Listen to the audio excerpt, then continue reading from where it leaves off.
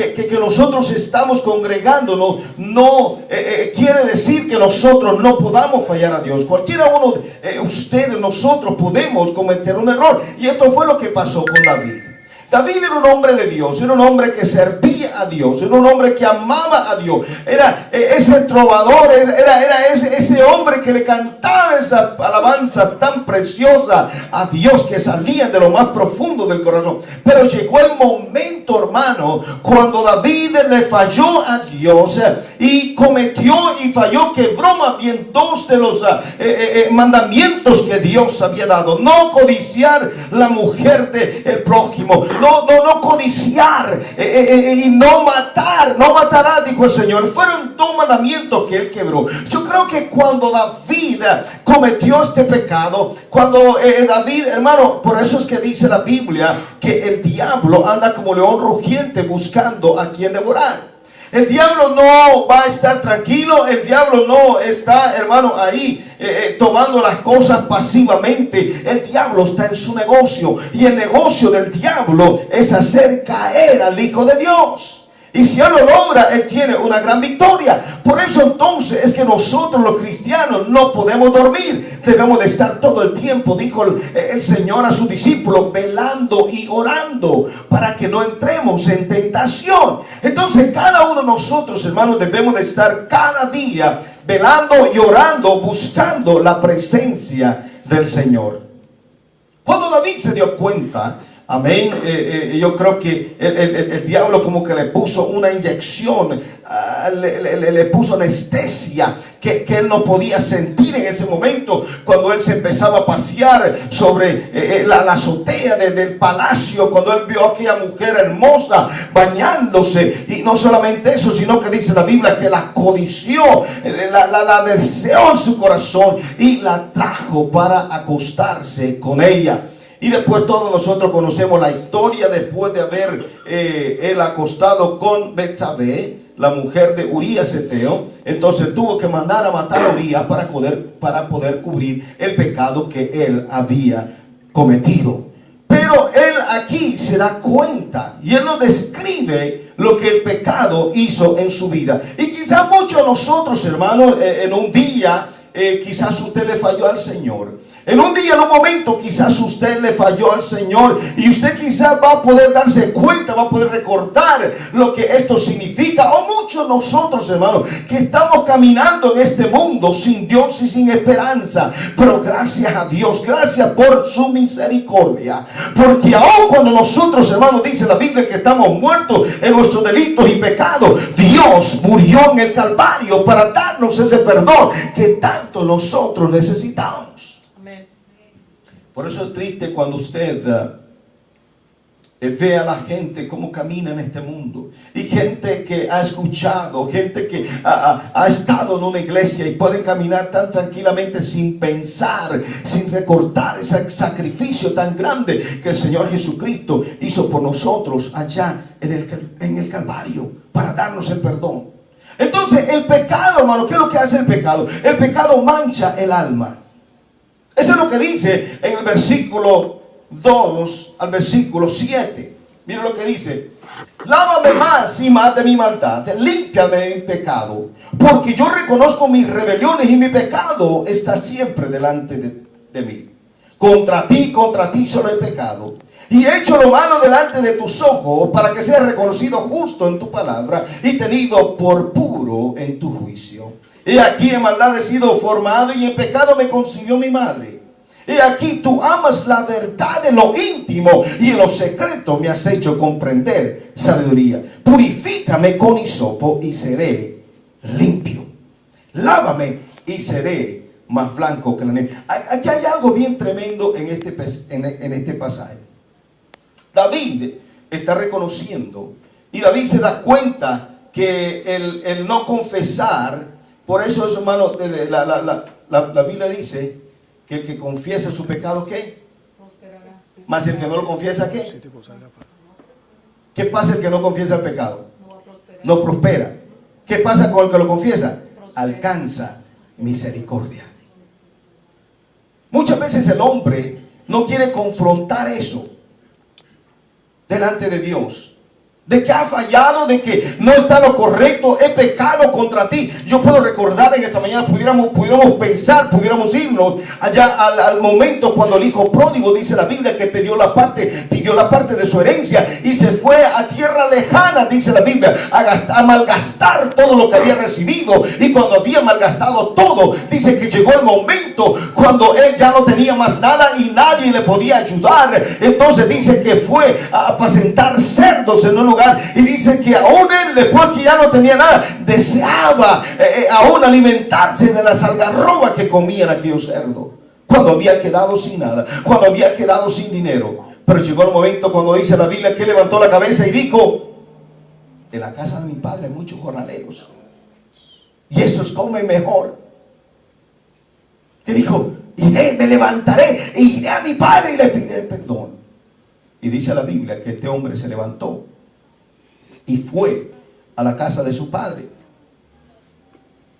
Y su padre lo estaba esperando con los brazos abiertos. Amén. Aquel que se había apartado. Es lo mismo que hace nuestro Señor Jesucristo. En el Salmo 32 dice el salmista David, hablando de ese mismo pecado, la misma situación que le estaba pasando, él dice: mientras callé se envejecieron mis huesos, en mi gemir todo el día, porque de día y de noche se agravó sobre mí tu mano y se volvió mi verdor en sequedades de verano. Mientras callé, dice el salmista, mientras callé se envejecieron mis huesos, en mi gemir todo el día. Por eso que nosotros debemos de confesar a Dios nuestras faltas, debemos de confesar a Dios nuestro pecado, antes que eso nos acabe allá adentro. Porque cuando nosotros confesamos, podemos sentir, gloria al Señor, la benevolencia de Dios, podemos sentir el perdón de Dios en nuestra vida. En sus palabras entonces David expresa lo sucio que él se sentía delante de Dios por causa de su pecado. David se sentía sucio, manchado, enfermo. El pecado, una vez hecho, lo primero que hace, hermano, es manchar el alma. Cuando se comete el pecado, lo primero que mancha es el alma. Por eso es que mucha gente, después que ha pecado, después que ha fallado al Señor, usted lo puede ver en su cara triste. Usted lo puede ver que ya no hay esa alegría que había, eso que radiaba su rostro, esa luz que salía de la persona. ¿Por qué? Porque el pecado entonces lo primero que hace es mancha el alma de la persona. Y esta suciedad espiritual no se puede quitar con cualquier cosa, no se puede quitar con nada, no se puede usted dar cualquier baño para quitar el pecado que ha venido, sino que dice ahí en Jeremías 2:22, dice: aunque te laves con lejía y amontones jabón sobre ti, la mancha de tu pecado permanecerá aún delante de mí, dijo Jehová el Señor. O sea, no importa que te laves con lejía, no importa que te laves con jabón, no importa lo que nosotros hagamos, pero gloria al Señor, la única forma que el pecado puede ser perdonado es a través de la sangre de nuestro Señor Jesucristo. Gloria al nombre de Jesús. Solamente es a través de esa sangre preciosa. Amén.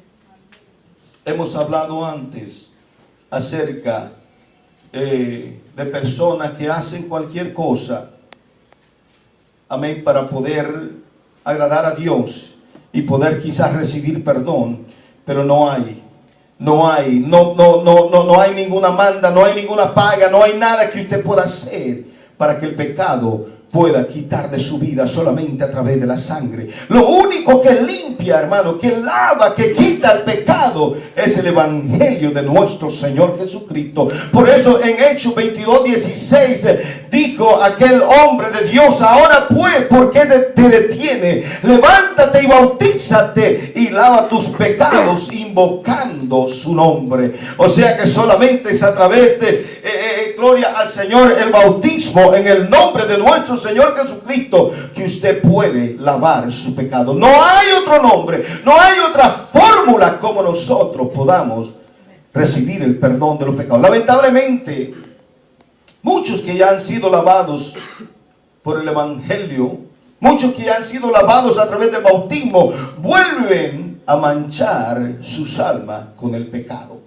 Segunda de Pedro 2:20-22 dice: ciertamente si habiéndose ellos escapado de las contaminaciones del mundo, por el conocimiento del Señor y Salvador Jesucristo, enredándose otra vez en ellas, son vencidos, su postrer estado viene a ser peor que el primero. Es triste, hermano, ver cómo personas que un día se estaban en una iglesia alabando al Señor, después los ve ustedes tirados, perdidos. Yo he visto, hermano, personas. La otra vez ya les he comentado esto. Estamos con el hermano Laya evangelizando ahí por la Fray y el 10 en una tienda que está ahí. Y estábamos ahí, y este hombre, nos acercamos a él, estaba como borracho todavía, eran como las 9 de la mañana.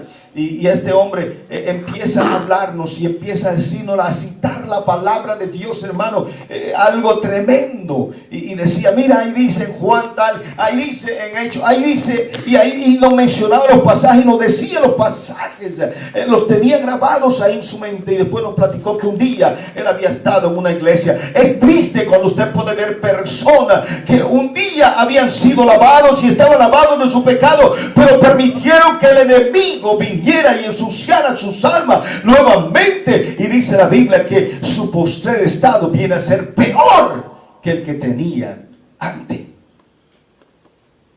Dice entonces el versículo 21, porque mejor les hubiera sido no haber conocido el camino de la justicia, que después de haberlo conocido, volverse atrás del santo mandamiento que les fue dado.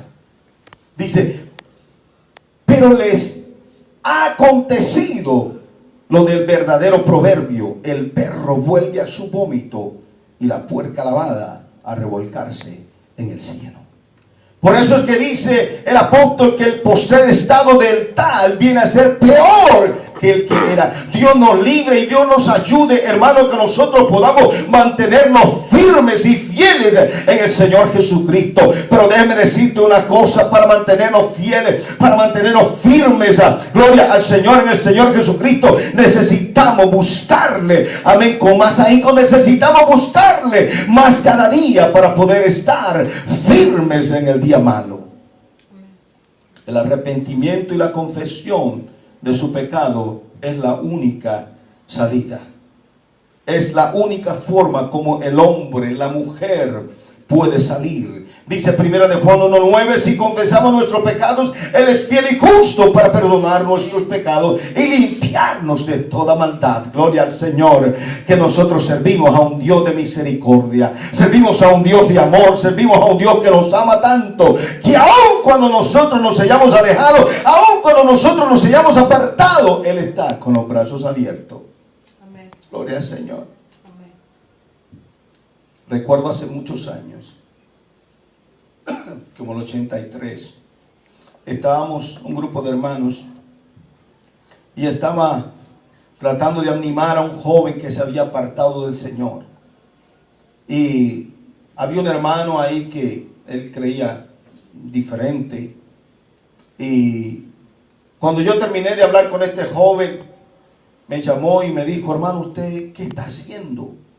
Le dije: tratando de animar al joven para que siga. Entonces era joven también en esos tiempos. Y le dije: estoy tratando de animarlo.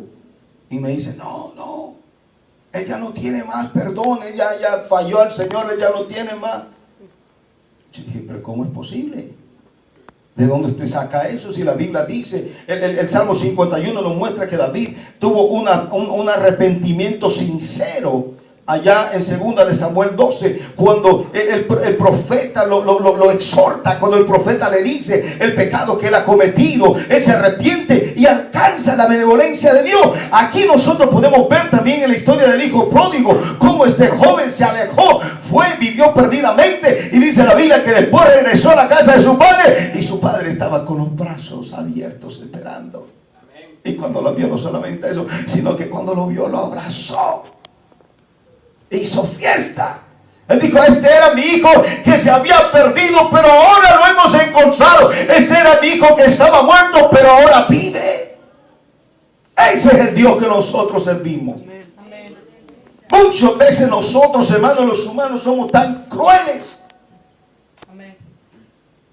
que no podemos perdonar a personas que muchas veces han fallado al Señor, y nosotros vienen nuevamente a la iglesia y muchas veces lo queremos ver hacia abajo. Dios es un Dios de misericordia.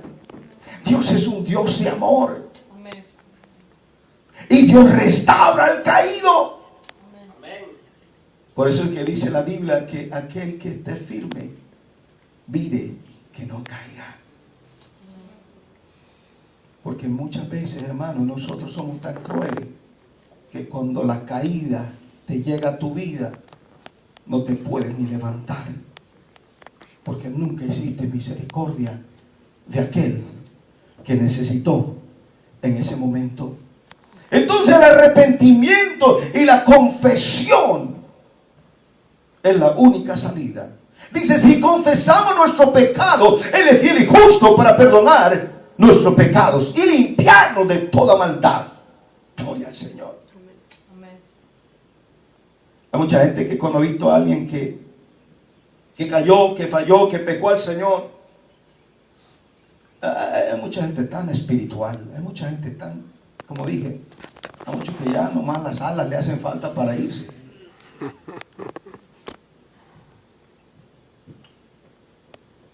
Que nunca piensan, que parece que están caminando en las nubes todo el tiempo.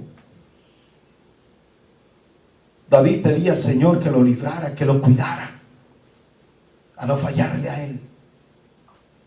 Esa es mi petición al Señor cada día, hermano. Yo soy carne, yo soy humano, y como cualquier otra persona, cualquiera de nosotros podemos fallarle al Señor. Por eso le pido al Señor cada día: Señor, ilumíname, Señor, ayúdame, Señor, guarda mis pasos, que sea yo siempre viviéndote fiel a ti. Porque eso es lo que necesitamos cada uno de nosotros. Entonces el Señor nos limpia de toda nuestra maldad. El pecado daña la conciencia. Salmo 51, versículo 4 dice: contra ti solo he pecado. He hecho lo malo delante de tus ojos, para que seas conocido justo en tu palabra y tenido por puro en tu juicio. ¿Qué es la conciencia? Se define como el conocimiento, noción, sentimiento interior por el cual aprecia el hombre sus acciones. Es nuestro juez y juzga nuestra moralidad, nuestra integridad. Esa es la conciencia. ¿Usted ha sentido alguna vez cuando usted está tratando de hacer algo que no es correcto y su conciencia le dice: eso que estás haciendo no está bien? Eso que estás tratando de hacer no es correcto. La conciencia te empieza, hermano, a decir, te empieza a llamar la atención.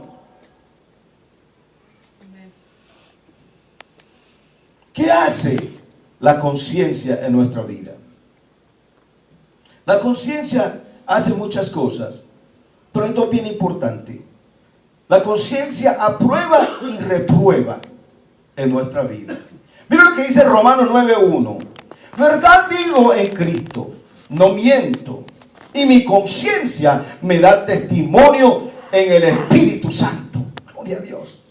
La conciencia te da testimonio. La conciencia aprueba que lo que estás haciendo está bien. ¿Lo recuerda? Hace unos meses atrás estamos hablando de aquellos que tienen la conciencia cauterizada. Ya no siente nada. Y ese es el peligro, hermano, en el cual nosotros podemos caer en un momento que nuestra conciencia ya no sienta absolutamente nada.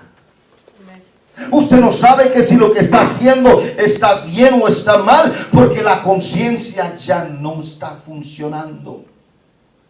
Yo quiero que mi conciencia siempre apruebe lo que yo estoy haciendo. También la conciencia reprueba. En Juan 8:9 dice: pero ellos, al oír esto, acusados por su conciencia, salían uno a uno, comenzando desde los más viejos hasta los postreros, y quedó solo Jesús y la mujer, la cual estaban condenando. Gloria al Señor. Qué tremendo es la conciencia. Quizás usted esté en un momento diciendo, no, que ese hermano, mire que es un perdí, que ese es esto. Y la conciencia te empieza a decir, un momento, espérate, mírate tú primero. ¿Cómo estás tú? Aquellos hombres que querían apedrear a aquella mujer, aquellos hombres que estaban listos a matar a aquella mujer que había cometido adulterio. Cada quien con su piedra, desde el más pequeño hasta el más viejo, estaban listos para apedrear a esa mujer. Pero cuando el Señor empezó a ministrar, dice la Biblia, que acusados por su conciencia. Qué tremendo es, hermano. Y eso es lo bueno de la palabra de Dios. Que muchas veces nosotros, hermanos, quizás hemos fallado, nosotros hemos hecho algo incorrecto, pero la palabra de Dios empieza a ministrar a nuestro corazón, y la palabra de Dios empieza a hablar a nuestra conciencia, y cuando la conciencia despierta, entonces nosotros empezamos a reconocer y a decir, Señor, perdóname, yo sé que estoy haciendo mal. Entonces su conciencia les dejó saber a ellos, y cada uno, mire, ahí como dice,